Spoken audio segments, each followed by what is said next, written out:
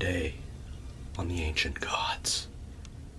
Gods of death and the underworld. For passage, please pay 1 gold drachma.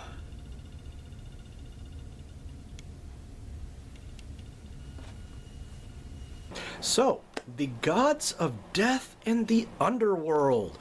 You didn't talk about the devil. No. Stop that.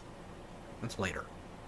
Anyway, first of all, let's talk about what I was just doing there. That was actually my depiction of Shara, who's technically a god. He comes from Greek/Roman ancient religion, and he is the ferryman. He is the guy that gets you from the world of the living to the world of the dead. You gotta pay him, though.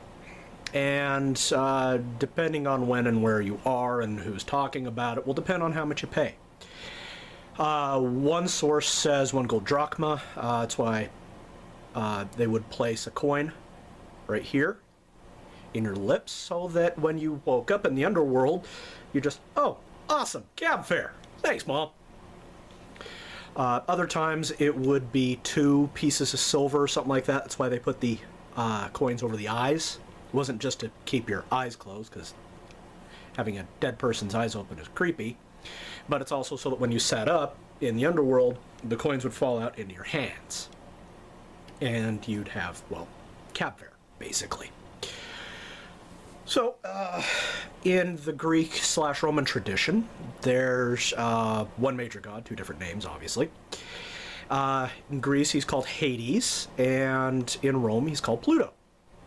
He is, of course, the oldest brother of the 3 central brothers to the great gods, Zeus being the youngest and the most powerful, Poseidon being the middle in Greece.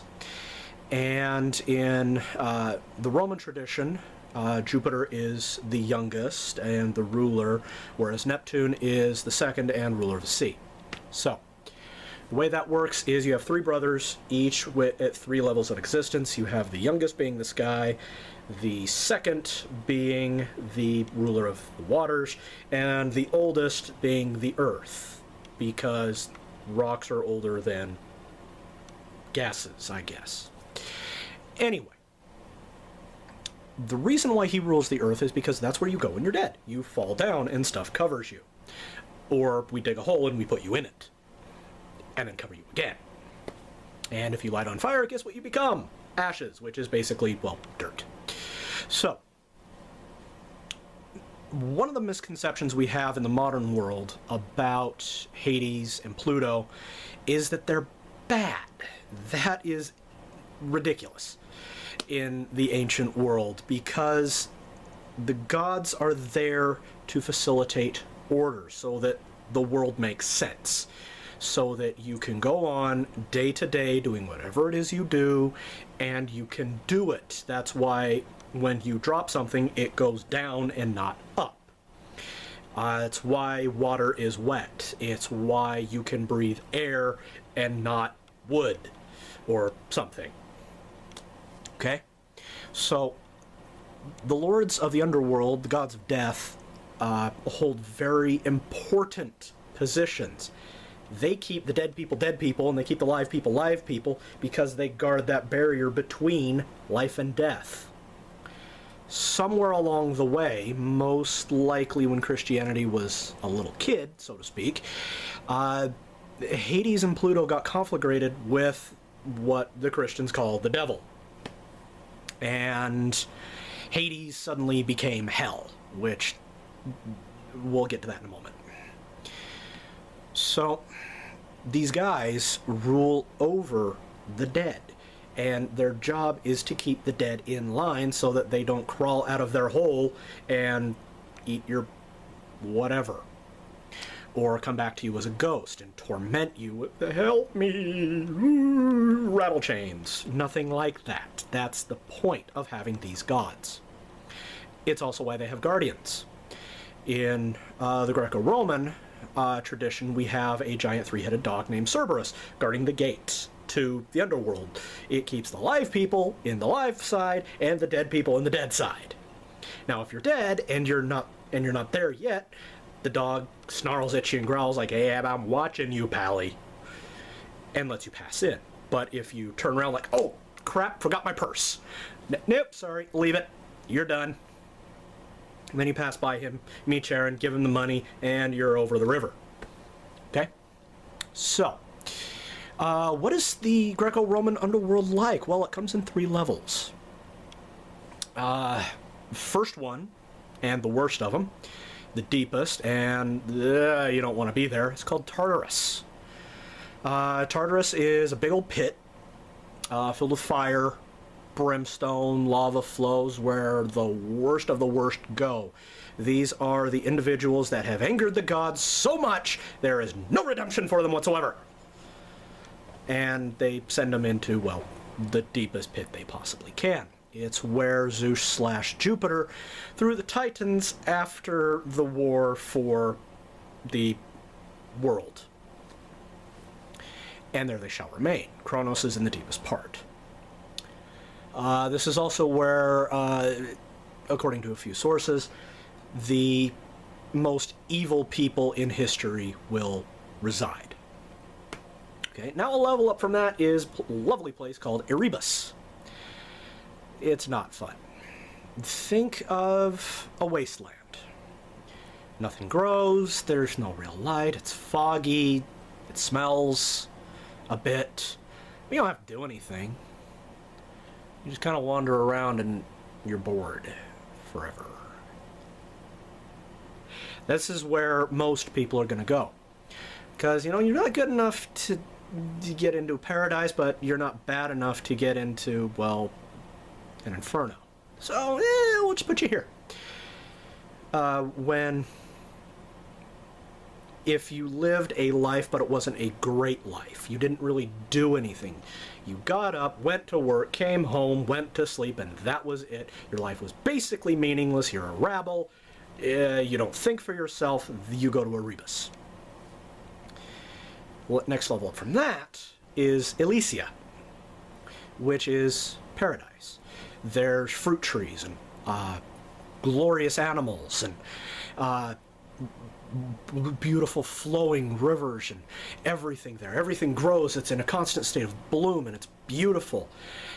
And you can eat and drink and make love all day long that lasts for eternity and never want for anything, and you never have to do anything either.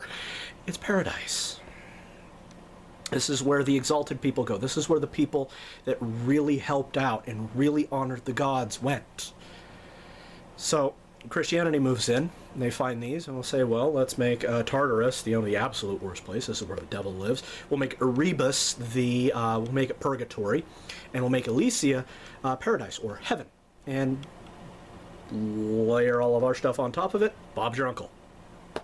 So, again, do not assume that Hades and Pluto are evil.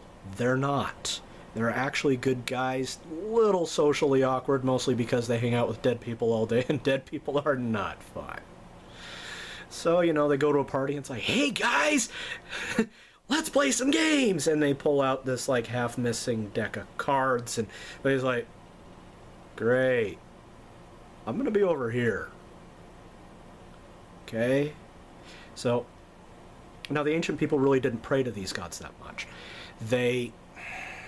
They revered them, they honored them, they knew they existed because they were going to be there anyway, but you don't see any temples or shrines or anything like that. Anything like that, well, that's called a cemetery or a crypt.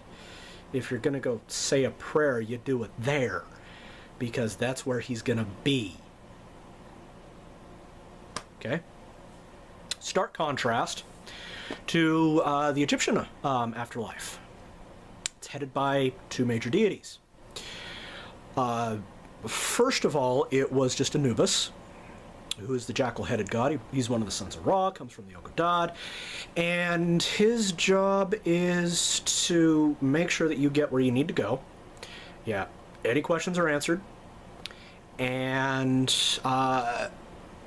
your body's taken care of so that when you're done with your trials, you get it back. Okay, so he's the god that taught the Egyptians how to embalm the dead. He's also the god that runs the underworld, kind of the day-to-day stuff. Now, after the events of the Aeneid, which I'm going to talk about in a later video, Osiris becomes the ruler of the afterlife. His word becomes the law. And good people live forever with their bodies. Bad people do not. They are condemned to endless suffering. Now Egyptian heaven, that's called Geb, named after one of the big creator gods. You basically merge with him. It's a place paradise. Again, everything you could ever want. Live forever, blah, blah, blah. And then the not-so-good place is, well, Share is one word for it. It looks like a paradise. There's plenty of water and plants and animals and all this stuff, except for one little thing. You get hunted for eternity by the children of Anubis. You know, these are the jackal-headed people that snarl, and they look exactly like Anubis, but not his intelligence. And when they catch you, you get eaten. Fun! So, that's the Egyptian underworld. Now, how you get into it is you die, go to a place called Duat, which is also known as the Land of Twilight. And you meet a very lovely girl there. She's sitting underneath a tree, and she basically has the Egyptian equivalent of milk and cookies waiting. This lovely girl is called Hathor, goddess of love, because they're trying to say that love transcends death. And, you show up, you walk over, sit down, you eat your spirit meal, and she says, so, welcome to the afterlife. Yes, you are dead. Do you have any questions? How'd I get here? Oh, yeah, you fell off a cliff. Anywho, that's not important right now. You do have a trial you need to go through. They're going to ask you 42 questions, and you need to answer them correctly, otherwise you're in a ton of trouble. Don't lie. Because if you lie, well, you'll get eaten by this creature called Gannet. It's basically a hodgepodge of every nasty creature running around in ancient Egypt. And go from there. Now, if you do tell the truth, but they find you unworthy of entering Geb, your heart gets eaten by Gannet, and you get sent to Share. Have fun. Okay. So that's the Egyptian afterlife. How about the Nordic afterlife? This is actually kind of cool. So you have two places. Their version of heaven was called Valhalla, where people that lived with honor went. If you were a woman and you bared many children, you were good, you honored the gods and all that, you went here. If you were a man and you were a warrior, you went here. If you were a man, not a warrior, but lived with honor, then you could potentially get into Valhalla as long as you were brave. And Valhalla is a place where you can eat, never get fat, drink as much as you want, never fall down drunk. You can fight all day, get run through as many times as you like, and never die. And you hang out with guys like Odin, I'll talk about later. So, Valhalla is where you wanted to go, which is in stark contrast to Hell. It was spelled with one L, by the way. The English version came later after the Christians assimilated the Norse right at the end of the Viking Age. And before that, it wasn't called Hell, it was called the Inferno. So, Hell is the exact opposite of Valhalla, and it's ruled by a goddess who is the daughter of Loki, kind of a weird chick, a little screwy, kind of mean, named, well, Hell. Not a nice girl. She's known as being very, very cold, very cruel to the people who live in her domain. Well, live. And very mean. Well, just mean all around. She's the daughter of Loki. Trickery is her thing. Now, her domain is very dark, it's bleak, it's cold, nothing grows, and you rot for eternity without ever truly decomposing. So you're in kind of a half body, half not body. And, well, it's hell.